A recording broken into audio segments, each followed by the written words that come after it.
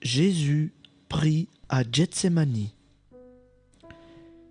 Ils arrivent à un domaine du nom de Gethsémani. Jésus dit à ses disciples : « Asseyez-vous ici pendant que je vais prier. » Puis il emmena avec lui Pierre, Jacques et Jean, et il commença à ressentir frayeur et angoisse. Il leur dit : « Mon âme est triste à en mourir. Restez ici et demeurez éveillés. » Il alla un peu plus loin, se jeta à terre et pria pour que cette heure, s'il se pouvait, s'éloignât de lui.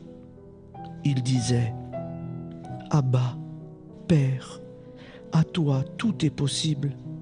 Écarte de moi ce calice. Pourtant, non pas ce que je veux, mais ce que tu veux.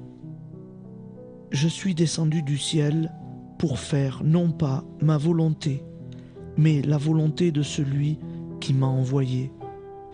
Or, la volonté de celui qui m'a envoyé, c'est que je ne perde aucun de ceux qu'il m'a donnés, mais que je les ressuscite au dernier jour. » Gethsémani signifie pressoir à huile.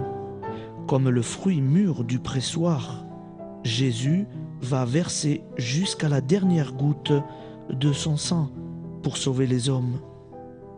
Il sait les horribles souffrances qu'il doit endurer. Il sait qu'il sera seul pour affronter la mort. Jésus n'a que 33 ans. Angoissé, il ressent les faiblesses humaines, la terreur face à la mort. En cet instant tragique, nous nous sentons plus proches de lui, et il sait aussi que c'est l'heure de l'accomplissement du plan d'amour de Dieu, son Père.